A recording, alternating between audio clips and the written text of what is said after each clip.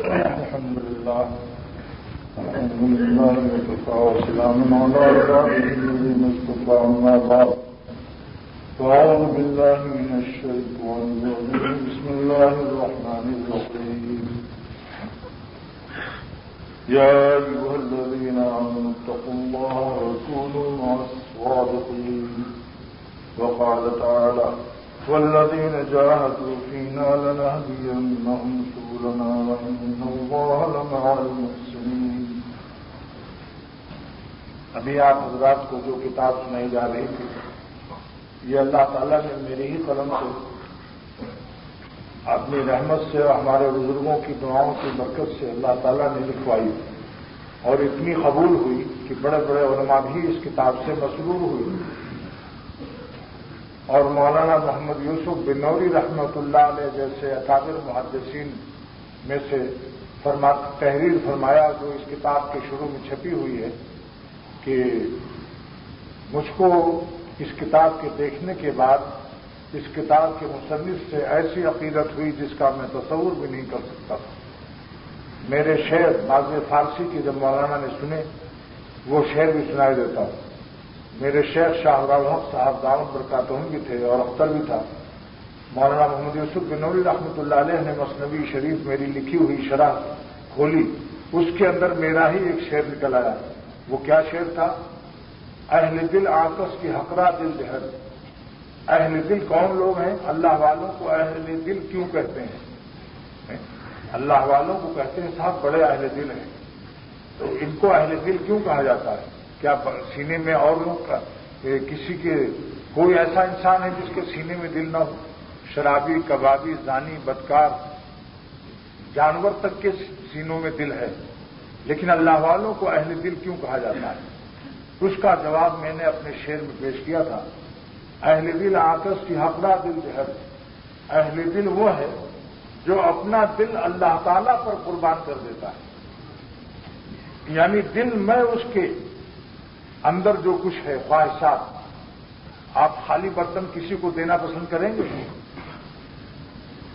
کیا مطلب کہ دل بھی دیتے ہیں اللہ کو, دل کے برتن میں جو خواہشات ہیں برے برے سب اللہ پر قربان کر دیتے ہیں. یعنی اللہ کی مرضی کے خلاف اپنی جی خوش نہیں کرتے, اپنی خوشیوں کو جلا کر خاک کرتے ہیں اور اپنے مالک کو خوش کر لیتے ہیں. اسی لیے سارے عالم کو اس کے قدموں میں آنے کے لیے اللہ تعالیٰ مخلوق کو مستر فرما دیتے ہیں. جس طرف جاتا ہے جو خوشی کا پیدا کرنے والا, خوشی کا خالق کون ہے؟ اللہ ہے. تو جو خالق خوشی کو خوش کر دیتا ہے اور اپنی خوشی کو قربان کر دیتا ہے تو وہ خالق خوشی جب خوش ہو جاتا ہے جس بندے سے تو اس کی خوشی کا کیا عالم ہوگا؟ اس کی خوشی کے عالم کا کیا عالم ہوگا؟ جو خوشی پیدا کرنے والے کو خوش کر لیتا ہے, ہر وقت اس کا دل خوش رہتا ہے. اور جو اپنا دل گناہوں سے خوش کرتا ہے اس کے دل کے عذاب کا عالم بھی نہ پوچھیے. اف کتنا ہے تاریخ گنہگار کا عالم, اف کتنا ہے تاریخ گنہگار کا عالم, انوار سے معمور ہے ابرار کا عالم. نیک بندوں کا عالم, نیک بندوں کی دنیا نور سے بھری ہوئی ہے اور گنہگاروں کی دنیا اندھیروں کے ظلمات تہ پر تہ جمع,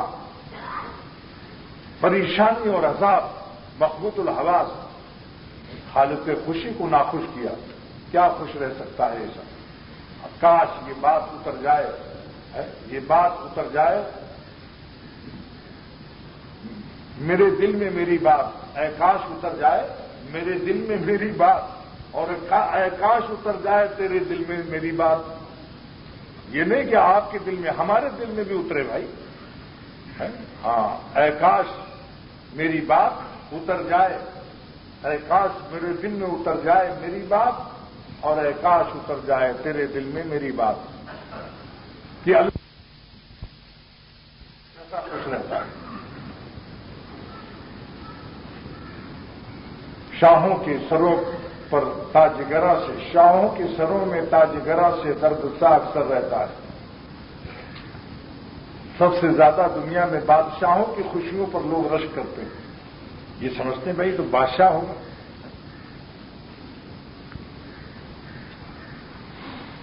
شاہوں کے سروں میں تاج گراں سے درد سا اکثر رہتا ہے، اور اہل صفا کے سینوں میں ایک نور کا دریا بہتا ہے۔ اللہ والوں کے سینوں میں نور کا دریا بہ رہا ہے، اور گنہگاروں کے سینوں میں گٹر لائن نافرمانی حق کے گندے پانی کا نہریں جاری ہیں، گٹر لائن جاری ہے، بدبو ہی بدبو ہے، آنکھوں سے ظلمات، چہرے سے ظلمات۔ جس زمین پر گناہ کرتا ہے وہاں وہ زمین کی لعنت، فرشتوں کی لعنت، جس کے ساتھ گناہ کرتا ہے وہ بھی لعنت بھیجتا ہے ساری زندگی۔ اس لیے دوستو، جو اہل دل ان کو کہا جاتا ہے جو اپنے دل کو میں خواہشات کے، دل تو ایک برتن ہے، خالی برتن تھوڑی دیا جاتا ہے بڑے آدمی کو بھائی، اس میں دل میں جو کچھ خواہشات ہیں وہ بھی فدا کر دو اللہ تعالیٰ پر۔ آپ کہیں گے یہ خون تمنا کرنے سے کیا ملے گا؟ میں اپنی ناجائز خوشیوں کا اگر خون کر لوں تو اس خون تمنا سے ہمیں کیا ملے گا؟ آپ کو جو ملے گا اس کو اختر نے ایک شعر میں پیش کیا ہے، اور وہ شعر بھی حیدرآباد دکن میں ہوا تھا۔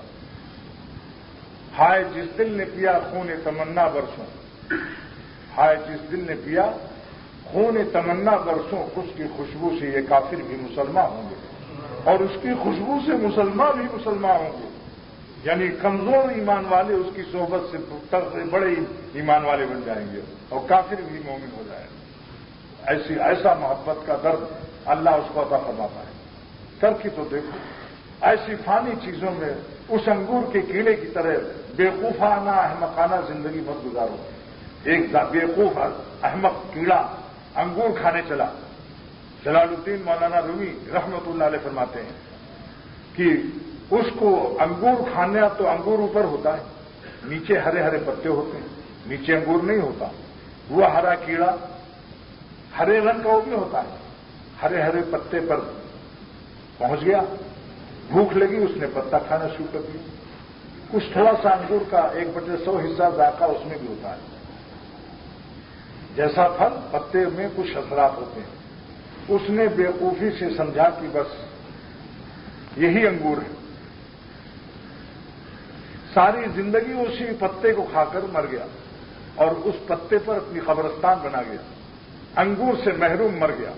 اللہ تعالیٰ کے قرب سے وہ محروم مر جائیں گے جو اپنے نفس کی خواہشات کے پتے کھاتے رہیں گے اور اللہ تعالیٰ کے قرب کی انگور کی طرف پیش قدمی نہیں کریں گے۔ اگر آپ کی پیش رفت، اگر آپ کی پیش قدمی، اگر آپ کی ضرورت مندانہ قدم آگے نہ بڑھے اور انہی غلاظتوں میں پڑے رہے تو پھر سمجھ لو اللہ تعالیٰ کے قرب کے انگور سے محروم ہو کر، وہ تو جانور تھا ظالم، تو انسان ہو کر کے جانوروں سے بدتر قبرستان بنا کر کے اسی خواہشات کے گڈھوں میں چلے جاؤ، مر جاؤ۔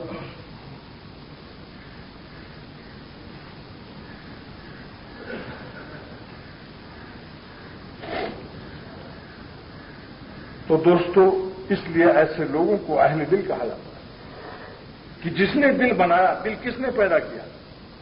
اللہ نے۔ تو دل کس پر پیدا کرنا چاہیے؟ دل تو بنائے اللہ اور دے دو غیروں کو، اسی لیے پٹائی ہوتی ہے۔ ہتھوڑے دل پہ ہیں مغزے دماغ میں کھوٹے، ہتھوڑے دل پہ ہیں مغزے دماغ میں کھوٹے، بتاؤ عشق مجازی کے مزے کیا لوٹے۔ لگا لو غیر اللہ سے VCR اور سینما دیکھ لو، ٹیڈیوں سے دل لگا لو، دل پر ہتھوڑے پڑیں گے ہر وقت، نیند حرام ہو جائے گی، اور مغز دماغ میں جیسے کھوٹا کوئی کھوٹوں پڑا۔ بدحواس ولیم فائز کب تک کام کرے گی؟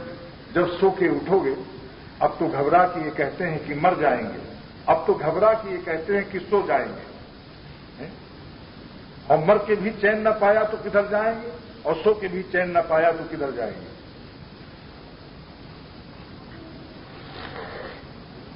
آنکھیں کھول کر کے سنو بھائی میری بات، آنکھ کو کھول کر کے سنو۔ یا اس ہمارے گزارشات میں یہ چیز داخل ہے کہ جو حضرات میری بات دور دور سے سننے آئے ہیں، آنکھیں کھول کر کے سنو، کیونکہ بند کرو گے تو پھر اس میں ہم کو نقصان پہنچتا ہے۔ آپ کی نظر سے جو مجھے فیض ہوتا ہے وہ پھر آپ مجھے محروم کر رہے ہیں۔ اس لیے اگر مسلسل نہ دیکھو تو کبھی کبھی نظر عنایت ڈال دیا کرو، تھوڑی تھوڑی 2-2 منٹ پر ایک نظر سے دیکھ لیا کرو۔ ادھر دیکھ لینا ادھر دیکھ لینا، پھر ان کا مجھے ایک نظر دیکھ لینا، ادھر دیکھ لینا ادھر دیکھ لینا، پھر ان کا مجھے ایک نظر دیکھ لینا۔ بزرگوں نے منع کیا ہے کہ آنکھ بند کر کے مت سنو، اس سے نیند کا غلبہ بھی ہو سکتا ہے۔ جیسی شکل بناؤ گے ویسی حقیقت اتر آنے کا اندیشہ ہے۔ کسی زمانے میں کبھی ایسا نہیں ہوا کہ کوئی مرد عورت بن گیا، لیکن اب آپریشن سے کتنے مرد نوجوان جو مٹک مٹک کر ناچ رہے تھے اور داڑھی منڈا رہے تھے، عورتوں کی شکل بناتے بناتے بناتے ان کا جو آپریشن ہوا تو وہ لڑکی بن گئے۔ پہلے نسیم خان نام تھا، نسیم النساء ہو گیا۔ یہ کیا ہے؟ جیسی شکل بناؤ گے ویسی حقیقت اتر آتی ہے۔ اللہ والوں کی شکل بناؤ، اللہ تعالیٰ کو رحم آ جائے گا اور اللہ والوں کی حقیقت انشاءاللہ اتر جائے گا۔ تجربہ کرو۔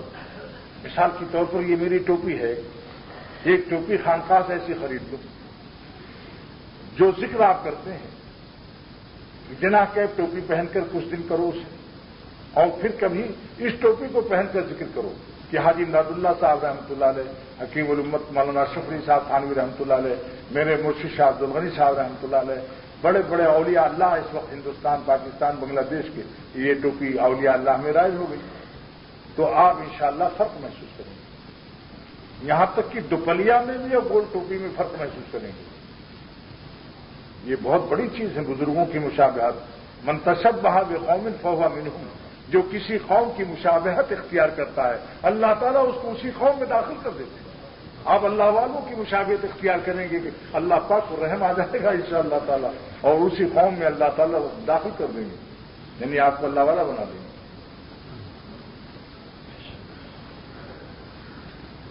تو دوستو، میں عرض کر رہا تھا کہ دل کو میں اس کے ظرف دل تو برتن ہے، اس میں جو خواہشات ہیں وہ بھی اللہ پر فدا کرتا ہے،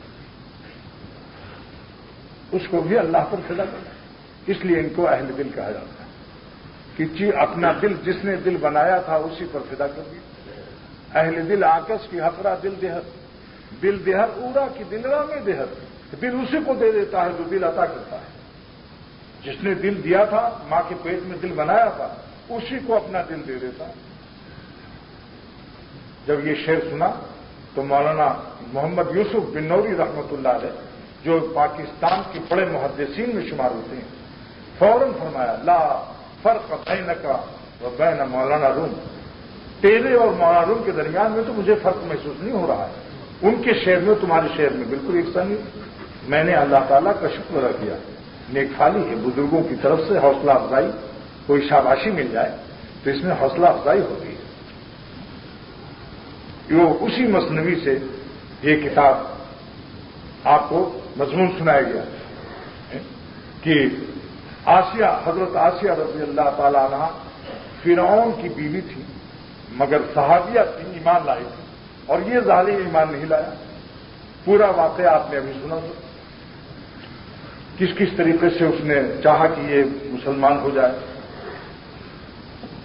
اور اسلام کی دولت سے یہ ظالم محروم رہا، کیونکہ اس کا صحبت خراب تھی، اس کا مشیر حامان بے ایمان خبیث تھا، جس نے کیسے انداز سے اس کو تقریر کی کہ اس نے جب کہا کہ میرا دل چاہتا میں اسلام لاؤں، میری بیوی نے آج مجھ کو بہت نصیحت کی ہے کہ اللہ تعالیٰ نے تو اس کو یاد فرمایا ہے، اے گنجے، گنجوں کا عیب تو ایک ٹوپی چھپا لیتا، گنجوں کا عیب تو ایک ٹوپی چھپا لیتی ہے، تیرا عیب تو اللہ تعالیٰ کی رحمت چھپانا چاہتی ہے، جلدی سے اسلام کو قبول کر لے۔ تو اس نے کہا اچھی بات ہے، اس کے دل میں آ گیا، اور آ کر کے اس خبیث سے مشورہ لیا اپنے وزیر سے، تو اس نے کیا کہا کہ آپ تو خود سارے جہان کے خدا ہیں، انا ربکم الاعلی ہیں، آپ رب اعلیٰ ہیں آپ، اور آپ اپنے ہی بندے کا اوپر ایمان لا کر گویا خدا بندے کا بندہ بن جائے، خدا اپنے بندے کا بندہ اور آسمان زمین ہو جائے، ہم اس منظر کو دیکھ نہیں سکتے، لہذا پہلے تلوار پکڑا دیا کہ مجھے قتل کر دو، اس کے بعد پھر میں اپنا جو چاہے کرو، میں دیکھ نہیں سکتا اس کیفیت کو کہ خدا بندہ بن جائے اور آسمان زمین بن جائے۔ ایسی خبیث تقریر ہوتی ہے شیطان کی، شیطان اس طرح سے تقریر کرتا ہے، بڑے بڑوں کو دھوکہ دے دیتا ہے۔ اس لیے دوستو ذرا دیکھو، جس نے اپنے بڑوں کا ادب نہیں کیا، اس کے چھوٹوں نے اس کا ادب نہیں کیا. یاد رکھو اس کو. جس نے اپنے بڑوں کے بارے میں خودرائی خودبینی کی بلکہ اعتراض کیا تو ملا علی قاری رحمۃ اللہ علیہ مشکات کی شرح میں لکھتے ہیں کہ من اعتراض علی مرشدہ، جس نے اپنے مرشد پر اعتراض کیا لا یفلح، کبھی فلاح نہیں مل سکتی، اس کی اصلاح نہیں ہو سکتی. ڈاکٹر پر اعتراض کروا کیا اس کا فائدہ؟ ڈاکٹر کا پھر بھی فائدہ دنیاوی ہے وہ، لیکن یہ آخرت والے تو ان کی تو آہ لگ جاتی ہے، ان کا تو دل دکھ جانا بھی خطرناک ہے.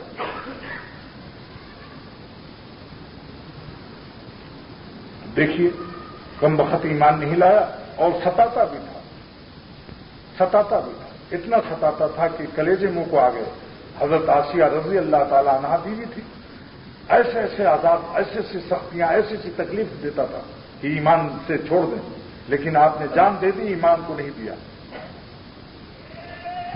جنت میں علامہ علوسی سید محمود بغدادی رحمۃ اللہ علیہ لکھتے ہیں کہ یہ تو جنت میں جائیں گی بی بی صاحبہ اور فرعون دوزخ میں جائے گا، تو ان کا شادی کس سے ہوگی؟ سوال ہوتا ہے. تو علامہ علوسی سید محمود بغدادی ایک روایت نقل کرتے ہیں کہ ان آسیہ رضی اللہ تعالی عنہا تکون زوجۃ رسول اللہ صلی اللہ علیہ وسلم، حضور صلی اللہ علیہ وسلم سے شادی ان کی کر دی جائے گی جنت میں. اتنا غم اٹھایا، غم کا بدلہ ملا. جو لوگ گناہ چھوڑنے کا غم اٹھاتے ہیں اللہ تعالیٰ ان کے اپنے قرب کو اور اپنے قرب کی لذت کو اس کا نعمت بدل بھی عطا کرتے ہیں. کہاں جاتے ہو؟ گومود کی جگہ، پیشاب پیخانے کی جگہ. دیکھا آپ نے ان کو کیسا نعمت بدل ملا. فرعون سے تو کفر کی وجہ سے اس کو تو جہنم میں بھیج دیں گے اللہ نے، لیکن اس کے ایمان کا صلہ اور مصیبت جو اس نے برداشت کیا. بعض تاریخ میں ہے کہ ان کے ہاتھوں پر کمبخت نے کھوٹے گاڑ دیے چیت کر کے ایسے، اور کیا تکلیف ہوئی ہوگی. لیکن اللہ تعالیٰ نے جنت اسی وقت دکھا دیا ان کو، لہذا اور تکلیف محسوس نہیں ہوئی، روح نکل گئی. مگر جس وقت جنت میں سید الانبیاء صلی اللہ علیہ وسلم سے ان کی شادی اور ان کا نکاح ہوگا تو ان کی سارا غم یاد رہے گا. پھر ایسے اللہ تعالیٰ نعمت بدل دیتا ہے. جن لوگوں نے اپنے گناہوں کی خواہشات کو چھوڑا اللہ نے اس کے بدلے میں وہ نعمت عطا کر دی کہ جس کا تصور بھی نہیں ہو سکتا. اللہ کریم ہے. جب بلا نااہلوں کو بھی نواز دیتے ہیں تو پھر جو ان کے راستے میں غم اٹھائے گا. گناہ چھوڑنے کا غم چھوڑنے کے لیے آج اس کو تیار نہیں. جتنے صوفی و سالک ہیں وظیفہ پڑھ لیں گے، رو بھی لیں گے، دعاؤں میں بھی رو لیں گے، مگر گناہ چھوڑنے کے لیے تیار نہیں. اللہ تعالیٰ کی ناراضگی اور خدا تعالیٰ کی دوری سے اس سے بچنے کے لیے فکر نہیں کرتے. ایک سوال یہاں ایک اور بھی ہے، جواب دے دوں، کیونکہ بعض لوگ پوچھتے ہیں کہ کسی عورت کی 4 شادیاں ہوئیں، 18 سال میں شادی ہو گئی، 2 سال کے بعد اس کا شوہر مر گیا، 20 سال کی عمر ہو گئی اس کی، پھر ایک دوسرے سے کر لی، 2 سال کے بعد اس کا بھی انتقال ہو گیا، تیسرے سے کر لی، اب 4 شادیاں کر کے تب آخر میں بڑی بھی دنیا سے گئی. جنت میں 4 شوہر اکٹھے ہوں گے تو 4 نیک مان لیجیے، وہ بھی اللہ والے. اب 4 شوہر جنت میں اکٹھے ہو گئے اور اس کی بیوی ایک ہی بیوی نے 4 شوہر کیے تھے. اب 4 چھینا جھپٹی کر رہے ہیں، کہتے میں اس کو لوں گا، یہ میری بیوی، وہ کہتا میری بیوی، وہ کہتا میری بیوی. 4 میں ہو گئی، 4 میں پڑ گیا جھگڑا، ہے نا. اب کیا ہوگا؟ اس کا جواب علامہ علوسی سید محمود بغدادی نے تفسیر روح المانی میں دیا ہے کہ اللہ تعالیٰ اس بیوی کو اختیار دے دیں گے جس کے 4 شوہر ہوئے، یا 3 یا 2، کہ جس نے تمہیں محبت سے رکھا ہو، جس شوہر نے تمہیں پیار اور محبت سے رکھا ہو، تم کو اذیت نہ پہنچائی ہو، اخلاق کی بلندیوں سے نوازا ہو، تم اپنی طبیعت سے جس کے ساتھ جاؤ چلی جاؤ. جو شوہر کے اخلاق، جس شوہر کا پیار تمہیں پسند آیا ہو، تم خود اپنی طبیعت سے 4 میں سے پسند کر لو. تو عورت کس کے پاس جائے گی؟ جو اٹھتے بیٹھتے اس کو گالیاں دے گا. جو اچھے اخلاق والا ہوگا اسی کے پاس جائے گی. یہ مسئلہ میں نے اچانک یہ بتا دیا تاکہ کبھی کوئی پوچھ لے آپ سے تو جب جواب نہیں یاد رہے گا تو کیا جواب دو گے؟ لاجواب ہو جاؤ گے نہیں، اور اگر جواب یاد رہے گا تو لاجواب نہیں ہوں گے آپ باجواب ہو جائیں گے۔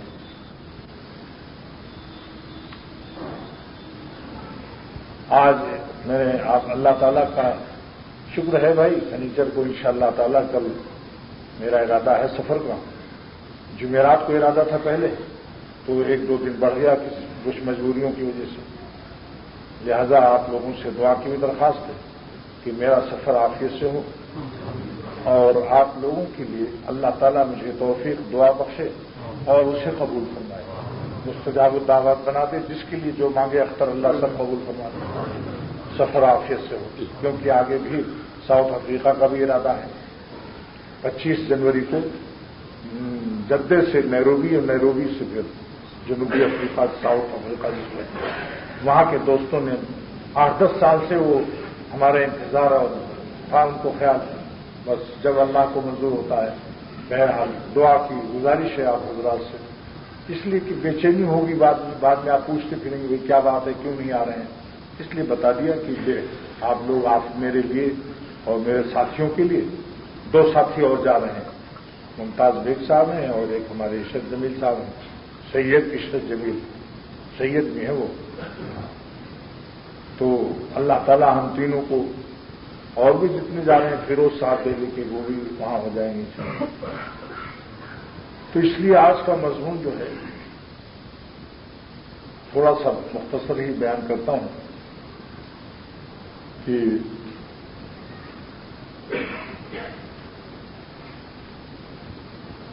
اللہ کا حکم جو ہے اس کی قیمت کو پہچانو۔ جو لوگ گناہ نہیں چھوڑ رہے ہیں حقیقت میں اللہ تعالیٰ کے حکم کی عظمتوں سے بے خبر ہے۔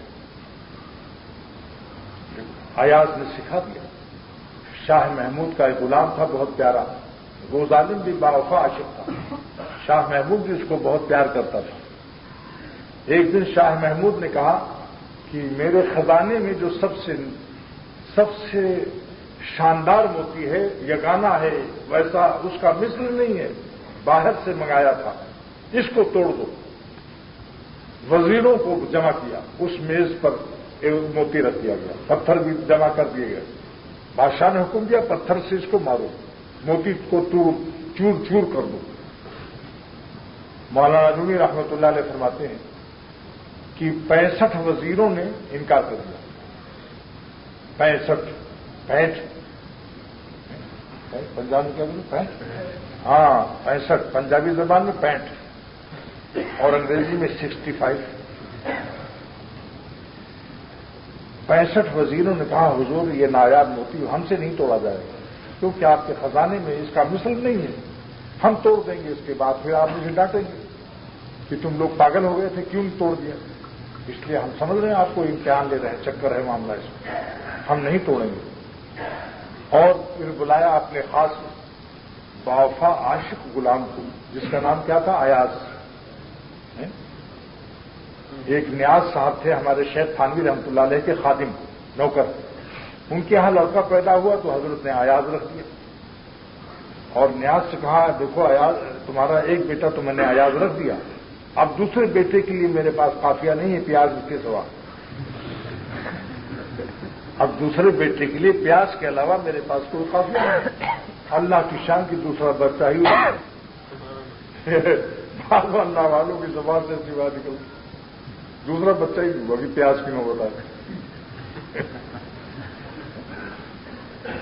تو وہ خادم ایاز تھا، اس لیے یاد آ گیا ایاز۔ تو وہ خلیفہ جی نیاز صاحب، ان کا لڑکا یہیں رہتا ہے، ایاز میں یہیں کہیں رہتا ہے گلشن میں، ملاقات کبھی کبھی کرتا ہے۔ اس ایاز سے کہا کہ 65 وزیروں نے یہ موتی توڑنے سے انکار کر دیا، لہذا تم اس کو توڑ دو۔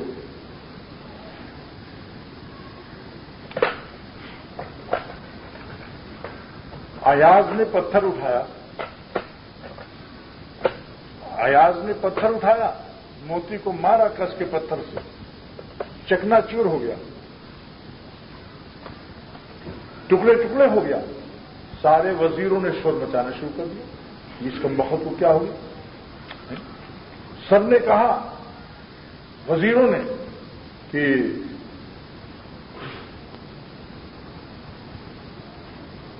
یہ نالائق، کتنا نالائق ہے یہ کہ اس نے ایسا بے مثل موتی کو توڑ دیا۔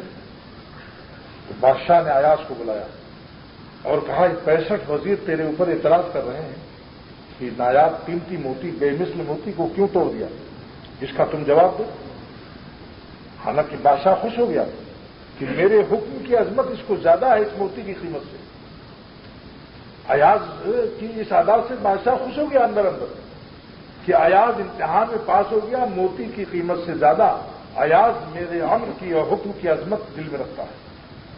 آج صوفی صاحبان جب کوئی حسین لڑکا، حسین لڑکی آ جاتی ہے، تصویر ہر وقت ہے، آپ دیدہ اشکبار آنکھوں کے باوجود وہاں اس شیشے کو کہتے نا، یہ تو بالکل شیشہ جیسا ہے یا شیشہ جیسی ہے، ان عابدینوں کو دل شکستہ نہ اپنا کرتے ہیں نہ اس کا کرتے ہیں۔ کہتے ہیں اگر نہیں دیکھوں گا تو میرا بھی دل ٹوٹے گا اور اس کا بھی دل ٹوٹ جائے گا، کیسا ملا ہے، دیکھتا بھی نہیں مجھ کو۔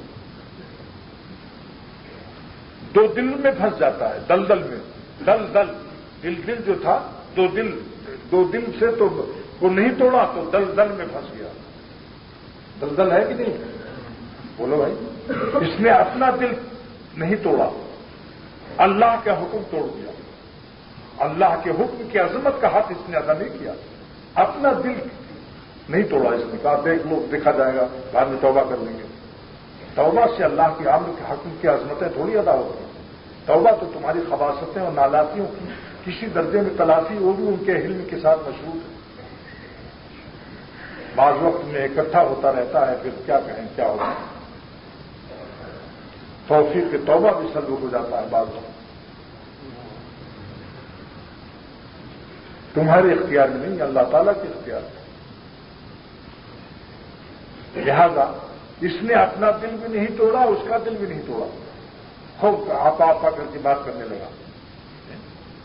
جہاز پر چڑھا، یہ ہوشت آئی، مولے صاحب کیا چاہیے؟ اب یہ آپا یہ چاہیے، خوب آنکھوں میں آنکھیں ڈال کر بات کر رہا ہے، آپا کہہ کر پاپا کھا رہا ہے اور اس پاپا پر چھاپا مار رہا ہے۔ سب تسبیح اور سب تمام تقریریں بھول گیا جو کہ خدا دن سنتا ہے۔ خانقاہ ہی اسے یاد نہیں آتی کہ میں کہاں رہا ہوں۔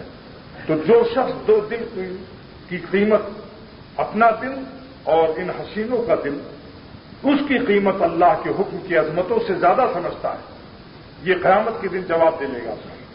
جب اللہ تعالیٰ پوچھے گا کہ تمہارے دل کی قیمت زیادہ تھی یا ان حسینوں کی دل کی قیمت جن کو تم نے نہیں توڑا، اور توڑا تو ہمارا حکم توڑ دیا، تو تم یہ بتاؤ کہ تمہارے حکم کی میرے حکم کی عظمتوں کا تم نے کیا حق ادا کیا؟ ایاز ہو کر، غلام ہو کر، ایک دنیاوی بادشاہ کا اس نے حق ادا کر دیا۔ اس نے کیا جواب دیا؟ گفت ایاز ہے مہتران نامور۔ ایاز نے 65 وزیروں سے کہا، اے وزیروں معزز سن لو، امر شہ بہتر بقیمت یا گوہر، شاہی حکم زیادہ قیمتی ہے یا یہ موتی زیادہ قیمتی ہے؟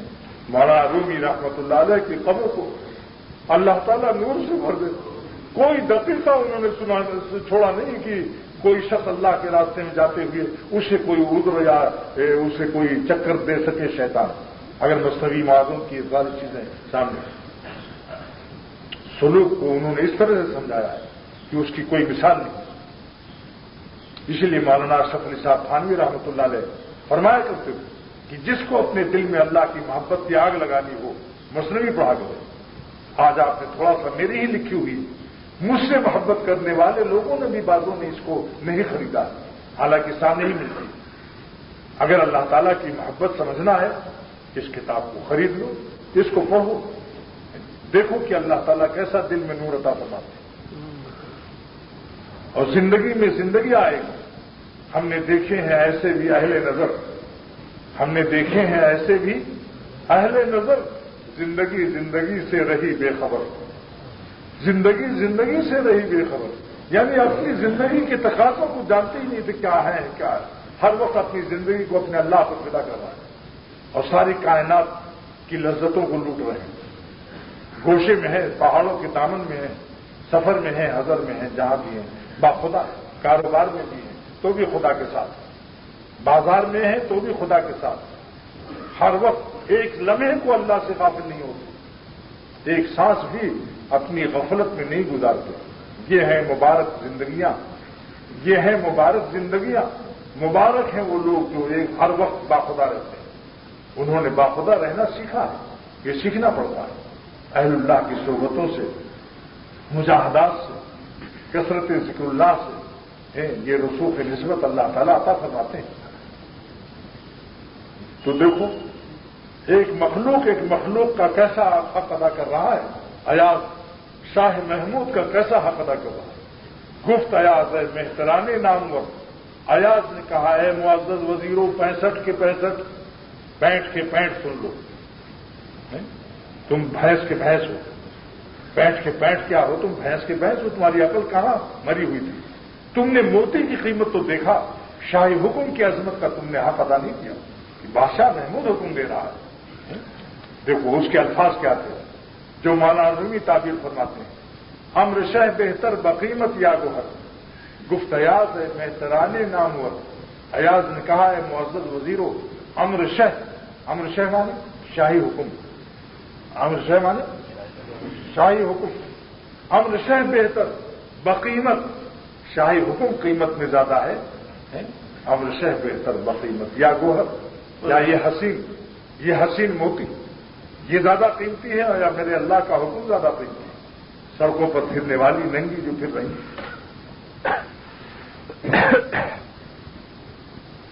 کیا کہیں، توفیق تو اللہ ہی کے اختیار میں ہے، پیر کیا کرے گا بیچارہ، رو رو کے مر جائے گا۔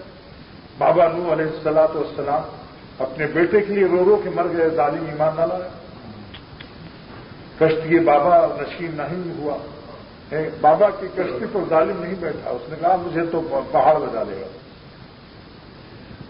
ہی برادر کشتی بابا نشین، ارے بابا اللہ والے بابا، اللہ سنت اور شریعت کے پابند بابا، ان کی کشتیوں میں بیٹھ جاؤ، آج زمانے کا طوفان انشاءاللہ اس کشتی کو نہیں ڈبو سکتے۔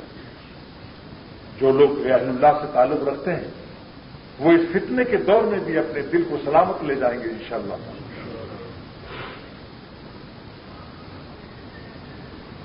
امر شہ بہتر بقیمت یا گوہر، آگے مولانا رومی جوش میں آ کر فرماتے ہیں کہ گوہر حق را بامر حق شکن، اگرچہ اللہ تعالیٰ نے ان کو حسین بنایا ہے، اللہ کے موتی ہیں تسلیم کرتا ہوں، لیکن خدا ہی کے حکم سے ان کو توڑ دو، یعنی ان کو مت دیکھو، ایسا نہیں پتھر مارنے لگو حسینوں کو ورنہ پولیس پکڑ لے گی، ذرا مطلب کو سمجھا کرو۔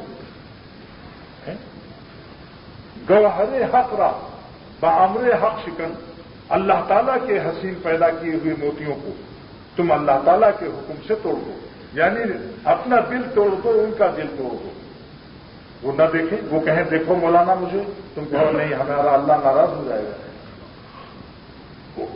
معشوق حسین کہیں گے ارے ہمارے حسن کو دیکھ تو لو، تصویر چھوٹ کے دانے گر جائیں گے زمین پر، ساری ملائیت نکل جائے گی، تم کہو گے اسی لیے تو نہیں دیکھتا ہوں کہ میں ملائیت نکالنا نہیں چاہتا، تصویر کے دانوں کی بے حرمتی نہیں چاہتا، اسی لیے تم کو نہیں دیکھتا ہوں کہ اللہ تعالیٰ نے ہمیں حکم دیا ہے، اگر ہم پہلوان ہوتے تو یہ حکم نازل نہ ہوتا، یہ حضور من الصالحین، اے نبی صلی اللہ علیہ وسلم آپ حکم دے دیجئے ایمان والوں کو کہ اپنی نگاہوں سے حسینوں سے نہ ملائیں، نہ عورتوں کو دیکھیں نہ لڑکوں کو دیکھیں۔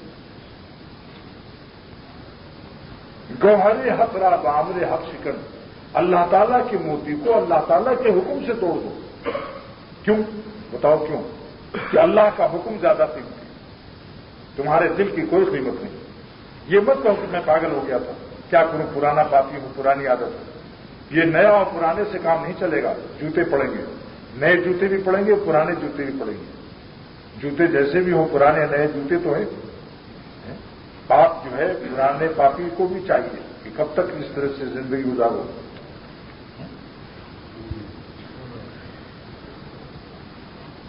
گوہر حق را بامر حق شکن، اللہ کے حسین پیدا کیے ہوں کو مت دیکھو۔ ایک صاحب نے لکھا حضرت تھانوی رحمۃ اللہ علیہ کو کہ حضرت میں تو ان حسینوں میں آپ اللہ تعالیٰ کے حسن کا جلوہ دیکھتا ہوں، تمہارے میرے اللہ کیا شان ہے، تو نے کیسے حسین بنائے، تو میں کیا خدا کا جلوہ بھی نہ دیکھوں؟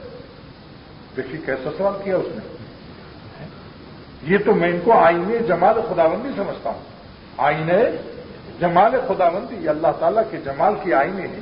اسی آئینوں میں میں اللہ کو دیکھ رہا ہوں. تو حضرت نے فرمایا کہ یہ آئینے تو ہیں، مگر آئینے کی 2 قسمیں ہیں. ایک آتشی آئینہ ہوتا ہے جس کو دیکھ کر آگ لگ جاتی ہے، جل کے خاک ہو جاتا ہے. آتشی آئینہ کہ اگر اس کو رکھ دو سورج کی طرف تو نیچے سگریٹ جلا سکتے ہو، کپڑا جل جاتا ہے. یہ آتشی آئینے ہیں. تمہارا ایمان جل کے خاک ہو جائے گا. ایمان تو جائے گا، صحت جسمانی بھی تباہ ہو جائے گی. اور اگر دونوں طرف سے معاملہ ہو گیا تو نہ تم خیریت سے رہو گے نہ وہ خیریت سے رہے گی. دونوں طرف سے تباہی اور بربادی بن جائے گی.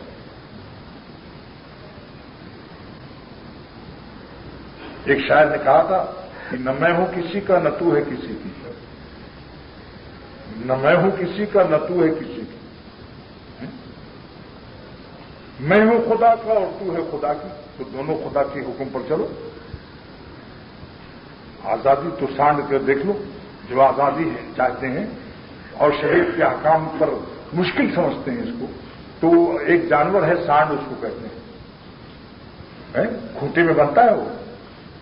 نہیں بنتا. کوئی کسان ہے، کسی کسان کے یہاں نہیں رہتا، وہ کہتا نہیں ہم کھوٹے میں نہیں بنیں گے، ہم کسی کی ملکیت تسلیم نہیں کرتے، آزادی سے جس کھیت میں چاہیں گے منہ ماریں گے. لیکن کبھی قریب سے اس کی پیٹھ کو دیکھو کتنے ڈنڈے پڑے ہوئے ہیں. جس انڈے سے لاکھوں ڈنڈے پڑ جائے ایسے انڈے کو مارو. میر کے انڈے سے باز آئے تو کب پیٹھ پر جب اس نے 2 ڈنڈے دیے، انڈا چھوڑ کر بھاگے. اس لیے دیکھو شیطان کتنے ڈنڈے مارتا ہے. تھوڑی دیر کی مزے کے لیے شیطان تمہارا زندگی کو عذاب میں مبتلا کر دیتا ہے. لہذا کتنا پیارا شعر ہے مولانا رومی رحمۃ اللہ علیہ کہ گوہر حق را عامر حق شکن. اللہ تعالیٰ کے موتیوں کو اللہ کے حکم سے تو کتنی اچھے لگتے ہیں، کتنی اچھی لگتی ہیں. کچھ نہیں، ایک ہو اے دل ہم تجھ کو دیکھنے نہیں دیں گے.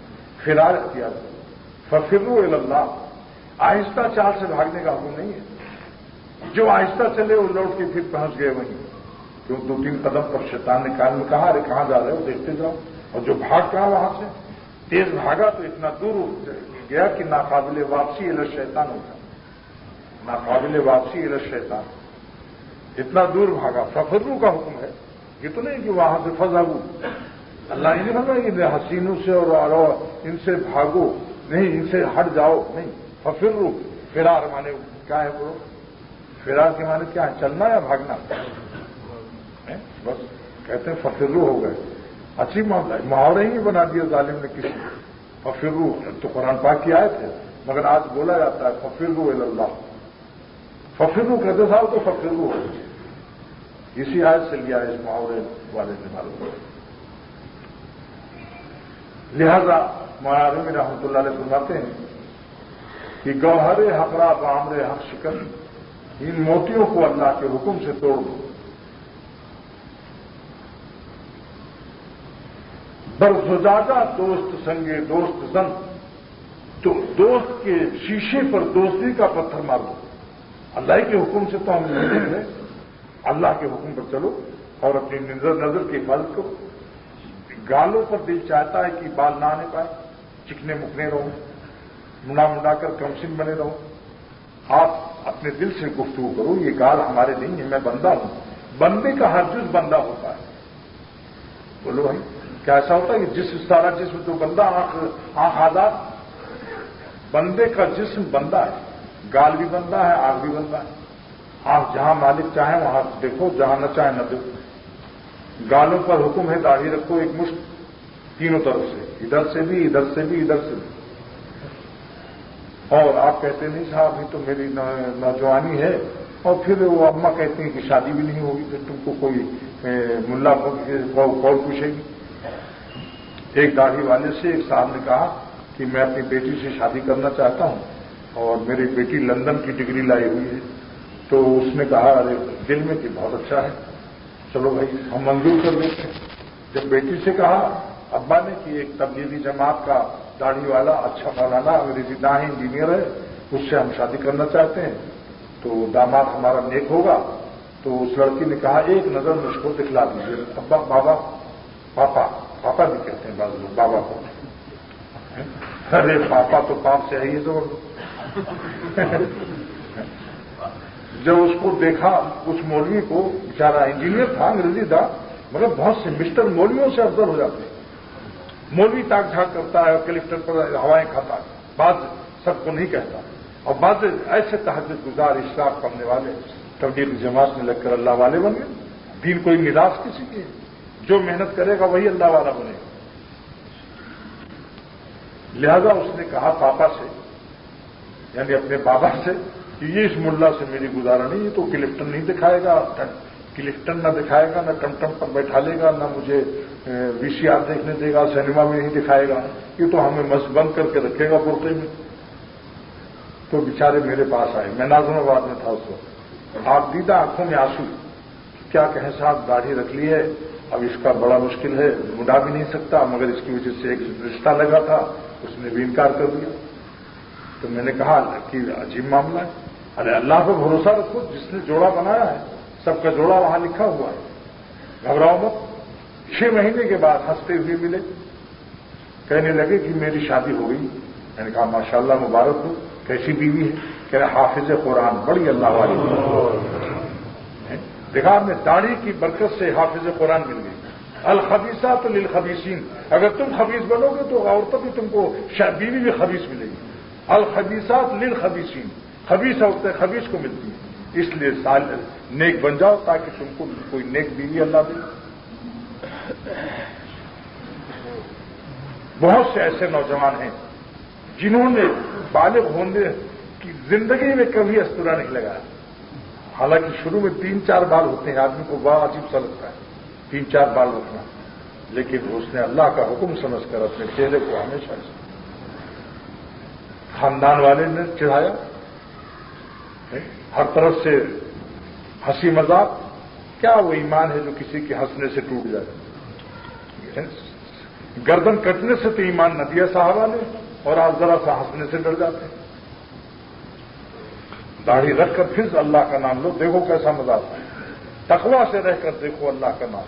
ایٹر لگا رہے ہو اور بلی کا پیخانہ بھی لگا ہو, کیا ہے؟ کولو کے بیل, کولو کا تیلی کا بیل جو ہوتا ہے, تیلی کا بیل چلتا ہے وہیں کا وہیں رہتا ہے. جو لوگ گناہ نہیں چھوڑ رہے ہیں وہ ایسے سالک ہیں جو تیلی کے بیل, ادھر ذکر اللہ کی بھی خوشبو لگا دی, بدنظری بھی کر بو لگا لیا تو عطر کا خوشبو محسوس ہوگی. ایک تیلی والے سے, تیلی والا, تیلی سمجھتے ہیں نا جو تیل بیچتا ہے, ایک منطقی مولوی گیا طالب علم تیل خریدنے, منطق پڑھتا تھا ملا حسن وغیرہ اس وقت. تو تیلی والے سے کہا کہ تیلی صاحب مجھے تیل دے دو. اس نے کہا اچھی بات ہے, پیسہ لے لیا, تیل شیشی میں دے دیا. تو اس نے کہا کہ یہ بیل کی گردن میں گھنٹی کیوں بنائی ہوئی, گھنٹی؟ تو اس نے کہا گھنٹی اس لیے باندھی ہوئی ہے تاکہ ہم دور رہتے ہیں, اپنے گھر میں کھا رہے ہیں, بیوی سے بات کر رہے ہیں, تو اس کی گھنٹی کی آواز پہنچتی رہتی ہے, تو میں سمجھتا ہوں یہ بیل چل رہا ہے. اور جب گھنٹی رکی تو دوڑ کر کے میں ایک چپکا لگا دیتا ہوں, ایک ڈنڈا مارتا ہوں, پھر چلنے لگتا ہے. تو اس نے منطقی والے نے کہا طالب علم نے کہ اگر ایک ہی جگہ کھڑا ہو کر ایسے سر ہلاتا رہے تو گھنٹی تو بجتی رہے, نہ چلے, وہ صرف ضربے مارتا رہے ایسے ایسے. تب اس نے کہا کہ اچھا تیل میرا واپس کیجیے اور پیسہ واپس لیجیے, اور اب کبھی ادھر نہ آنا, ورنہ میرا بیل بھی منطقی ہو گیا تو کیا ہوگا. اس نے کہا پتا کے لیے اب کبھی نہ آنا طالب علم صاحب, اگر آپ منطق پڑھ رہے ہیں کہیں خدا میرا بیل بھی منطقی ہو گیا تو کیا ہوگا.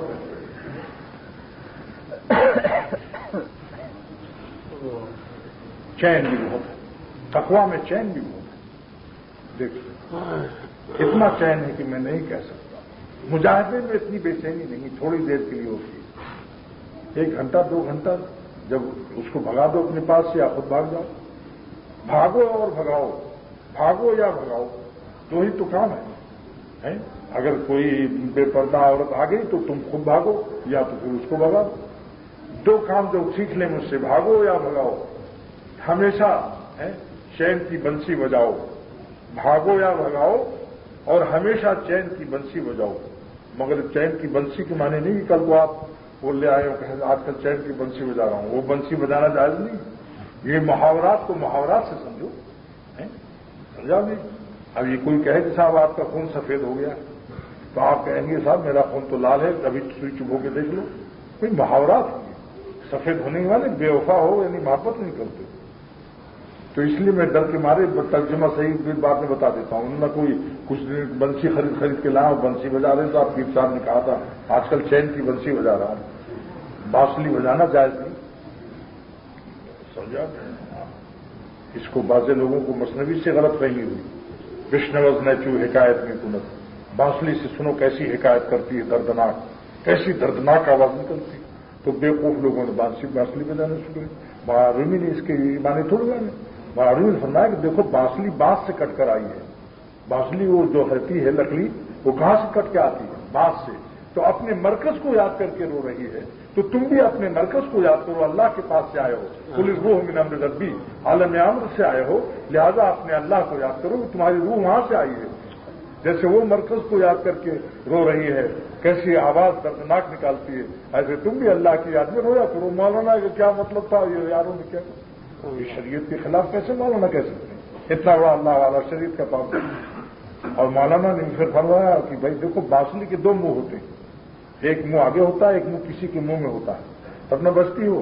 تم بھی کسی اللہ والے کے منہ میں اپنی بانسری لگا دو، اس کے منہ میں اپنی بانسری لگا دو، انشاءاللہ تعالیٰ تمہاری زبان سے بھی دردناک نغمے نکلنے لگیں، اشک بار آنکھیں تمہیں بھی نصیب ہو جائیں گی، درد بھرا دل تم کو بھی عطا ہو جائے گا، اللہ کو نافرمانی تمہیں بھی راس نہیں آنے لگی۔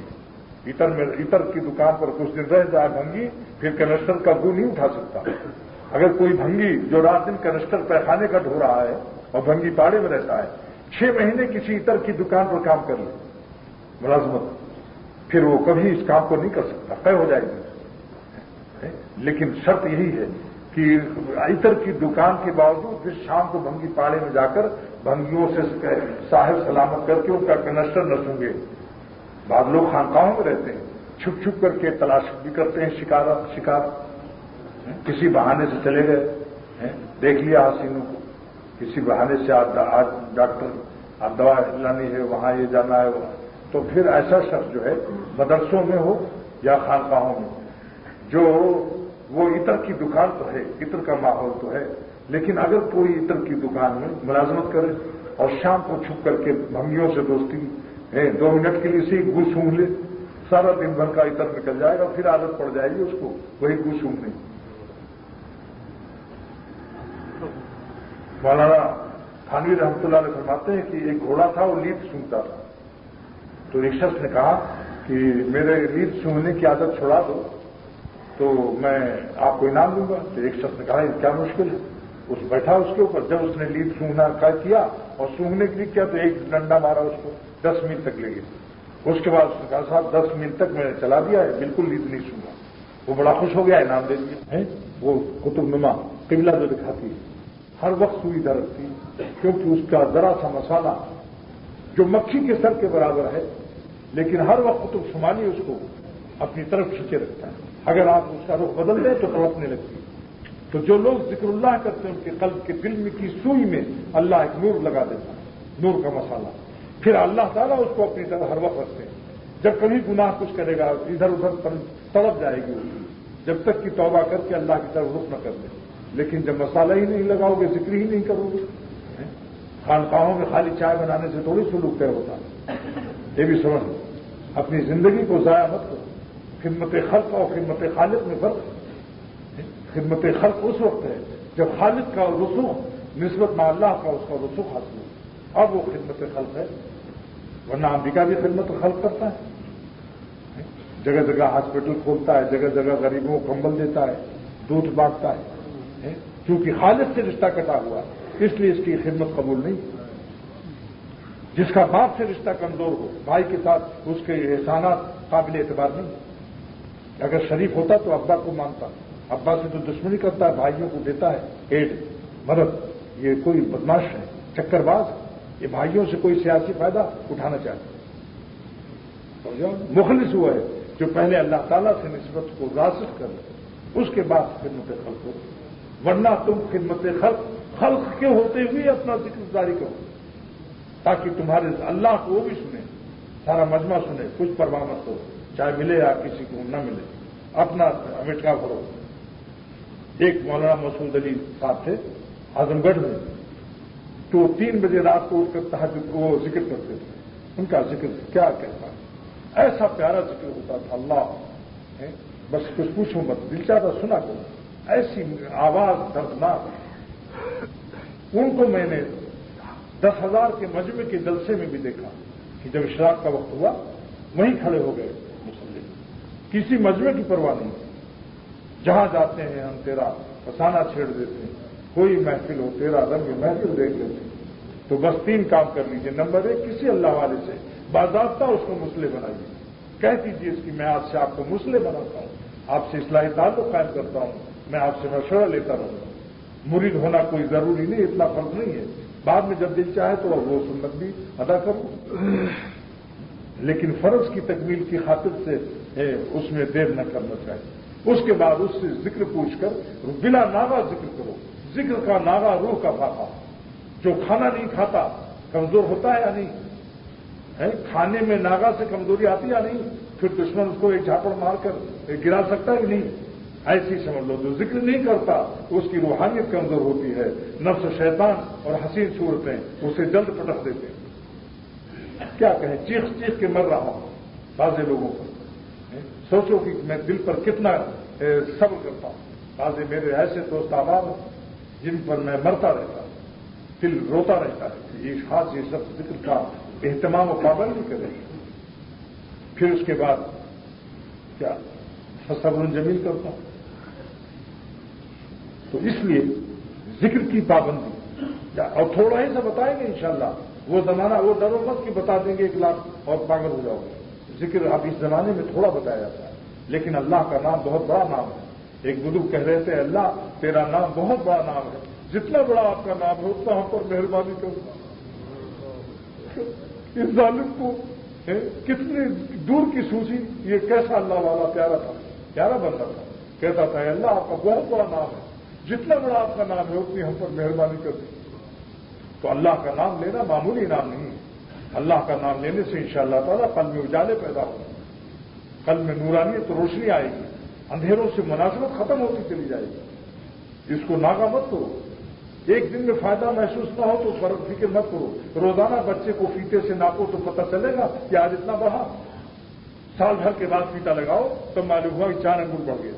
اب روزانہ کوئی بابا یا اماں اپنے بچے کو فیتا سے ناپے روزانہ، آج کل ایسے بھی بیوقوف ہیں، ذکر کیا آج فوراً فیتا لگا دیا کہ آج کیا ملا، جب پھر شیطان ایسے لوگوں مایوس کر دیتا۔ 1-2 سال تو ذکر کرو، 6 مہینہ تو کرو، اس کے بعد انشاءاللہ تعالیٰ دیکھو 6 مہینہ پہلا قطرہ پتھر پر گرتا ہے پانی کا نشان نہیں پڑتا، 6 مہینے کے بعد نشان پڑتا ہے، لیکن اس میں پہلے قطرے کو بھی خدمت شامل ہے۔ جس وقت یہ پتھر کہہ سکتا تھا کہ یار تو ہمیں کچھ نہیں ملا، لیکن 6 مہینے کے بعد جو نشان پڑا ہے پتھر پر، اس میں اس کے پہلے قطرے کی خدمت بھی شامل ہے۔ وہ پریشر جو پڑا ہے وہ اس میں ہے یا نہیں؟ تو پہلا اللہ بھی آپ کو انشاءاللہ رائے گا نہیں، ان کا نام لینا تو ہر صورت سے فائدہ ہے، ہر صورت سے۔ تو ذکر اللہ 2 باتیں ہوں گی نا۔ نمبر 3 کہ مجاہدہ اختیار کیجئے بری صحبتوں سے اور گناہوں سے، بس 3 کام کر رہے ہیں آپ انشاءاللہ ولی اللہ ہو جائیں گے۔ اہل اللہ کی صحبت، ذکر اللہ کا اہتمام اور اللہ کے غضب کے اعمال سے دوری، یہ تیسرا نسخہ مشکل ہے ذرا، تیسرا نسخہ مشکل ہے، لیکن مشکل کو آسان کر سکتے ہیں۔ کیسے؟ جو آسان کر لو تو آسانیاں ہیں، جو دشوار کر لو تو دشواریاں ہیں۔ آسانی کیسے ہے کہ جس سے تعلق کسی سے ذرا کشش ہو، اعلان ہو جائے یا امید ہو جائے کہ یہ گناہ پر راضی ہو جائے گا یا ہو جائے گی، اس سے اتنا دور بھاگو، اتنی لڑائی کر لو کہ کسی کو ایک دوسرے سے کوئی امید نہ رہے، اتنا دور رہو کہ اس کا ذکر بھی مت سنو کبھی، اس گلی کی طرف مت جاؤ چاہے تمہارا کتنا ہی بڑا نقصان ہو جائے۔ 100 روپے کا مال اس طرف ملتا ہے 4 روپے میں، ادھر مت جاؤ چاہے 96 روپے کا نقصان ہو جائے، اس گلی میں مت جاؤ، کیونکہ شیطان بڑا زبردست مکار ہے، اس گلی میں گئے تو فوراً پرانا ٹیلی ویژن دکھا دے گا، بچ نہیں سکتے ہو، یاد رکھو، بس 3 کام کر لیجئے، بس مضمون ختم۔ یہ گیا میرا الوداعی آج کا مضمون ہے، الوداعی یعنی سفر کر رہا ہوں، تو اس لیے تو یہ اہم مضمون، اگرچہ بہت زیادہ رنگین نہ صحیح مگر سنگین تو ہے، مضبوط ہے۔ 3 کام، اہل اللہ کی صحبت اور ان کو اپنا مسلح ضابطے سے بنا دو، کہہ دو ان سے کہ میں آج سے آپ میرے مسلح، شرماؤ مت، حلوائی بنیا میلا کچیلا پسینہ، لیکن یہ مٹی بنانا ہے اگر سید صاحب کو، شیخ صاحب کو، تو وہ کہے گا مولانا صاحب اپنا ہاتھ میرے ہاتھ میں دیجیے، پھر میں مٹی بنانا سکھا دوں گا، اور کتاب دیکھ کے بناؤ گے تو چونچ چڑیا کی چونچ بن جائے گی۔ بس اہل اللہ کی صحبت، ذکر اللہ کا اہتمام۔ آج بعضوں کو اہل اللہ کی صحبت، اہل اللہ سے محبت بھی ہے، ذکر اللہ کا اہتمام نہیں ہے، روحانیت کی کمزور ہونے سے بٹخنیاں کھا رہے ہیں، بری طرح شیطان و نفس کو مار رہا ہے۔ کیا کیا جائے؟ جب عمل نہ کرے تو ہمیں کیا کر سکتا ہے بیچارہ پیر، کیا کر سکتا ہے؟ اور بعضوں نے اہل اللہ کی صحبت بھی اختیار کی، ذکر اللہ کا بھی اہتمام کیا، لیکن گناہ نہیں چھوڑا، چھپ چھپ کر کے وہی میرا شعر جو کرتا ہے تو چھپ کے اہل جہاں سے، کوئی دیکھتا ہے تجھے آسمان سے، پڑے گی جب اکٹھی تو پتہ چل جائے، نکالا جاتا ہے سب بری طرح سے، نیک ماحول بھی چھین لیتا ہے اللہ تعالیٰ، یہ بھی سمجھو، اچھے ماحول سے بھی نعمت چھین لیتا ہے۔ بلائن کفرتم لئن شکرتم لازیدنکم، شکر نعمت سے زیادہ شکر نعمت یہی ہے تقویٰ، اور اگر تم نے تقویٰ اختیار نہیں کیا، چھپ چھپ کے گناہ کرتے رہے تو اللہ تعالیٰ اسباب رسوائی پیدا کرتے ہیں، پھر ایسے شکر وہ نعمت صالحین صحبت کی چھین لی جاتی ہے، یا تو دماغ خراب ہو جائے گا، پاگل ہو جائے گا، بھاگ جائے گا، یا کسی اور چکر میں پڑ جائے گا۔ 3 بات کو آج نوٹ کر لیجیے اور اللہ تعالیٰ سے دعا کیجیے کہ اللہ تعالیٰ میرا سفر عافیت کے ساتھ ہو۔ کل انشاءاللہ 5:30 بجے کی PI سے سفر ہے، پہلے عمرہ کرنا ہے انشاءاللہ تعالیٰ، دعا کیجیے اللہ تعالیٰ مجھ کو سفر اور میرے دوستوں کو عافیت کے ساتھ تکمیل فرما دے، اور آپ لوگوں کے لیے خوب دعا مانگنے کی توفیق دے دے۔ آپ لوگ مجھے اگر وکیل بنا دیں گے کہ صلاۃ والسلام روزہ مبارک پر پیش کر دیا جائے میری طرف سے، تو میں اس کی خدمت کے لیے بھی تیار ہوں، لیکن یہ ایک ایسا کام ہے کہ بغیر وکیل بنائے، اس میں بزرگوں نے منع کیا ہے کہ کیسے کہے کہ آپ کو فلاں نے سلام کا ہوتا، اس نے کہا نہیں، وکیل نہیں بنایا۔ اچھا ماشاء اللہ، جو سب کے ہاتھ اٹھ گئے بھائی، سب کی طرف سے وکالت قبول کر لیا ماشاء اللہ، کوئی ایک شخص بھی ایسا نہیں جس کا ہاتھ نہ اٹھاؤ۔ ارے حضور صلی اللہ علیہ وسلم کی روزہ مبارک پر صلاۃ والسلام کا وکیل بنانے سے کون ایسا نالائق ہے کہ جو نہیں کہے گا؟ لہذا میں عرض کر دوں گا اللہ تعالیٰ کی بارگاہ رسول اللہ صلی اللہ علیہ وسلم کی بارگاہ میں کہ جمعے کے دن خانقاہ میں اس تاریخ کو اور اس دن جمعے کا جتنے لوگوں نے اللہ تعالیٰ اختر کو وکیل بنایا، سب کی طرف سے یا رسول اللہ صلی اللہ علیہ وسلم آپ کی خدمت میں صلاۃ والسلام پیش کرتا ہوں، اور انشاءاللہ تعالیٰ دعا کے لیے بھی کہہ دیجیے آپ لوگ کہ ہمارے لیے دعا کریں، بس ہاتھ اٹھا لو کافی ہے، بس ہم آپ کے لیے دعا کے لیے وکیل بن گئے، کیوں اللہ تعالیٰ کی ہاں بھی یہ چلتی ہے، تو میں تاکہ کہہ سکوں جن لوگوں نے مجھ سے دعاؤں کے لیے فرمائش کی ہے اللہ تعالیٰ ان کو بھی دونوں جہان کی فلاح سے مالا مال کر دو، اور سب سے بڑی دعا یہ ہے کہ ہمیں اللہ تعالیٰ اپنی مرضی میں جینا مرنا نصیب فرمائے، اور اپنی ناراضگی سے بچنے میں بھی اگر موت آ جائے تو وہ بھی ہمیں اللہ تک، گناہوں سے بچنے میں اگر موت آ جائے اس کے لیے تیار ہو جاؤ، اس سے مبارک موت کیا ہو سکتی۔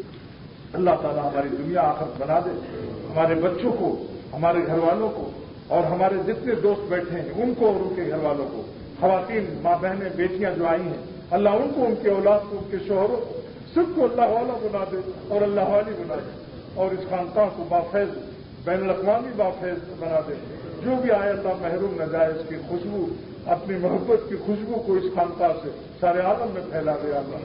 ربنا تقبل منا انك انت السميع العليم يا ذا الجلال والاكرام، صلی اللہ تعالی علی خیر خلق اجمعین برحمتک۔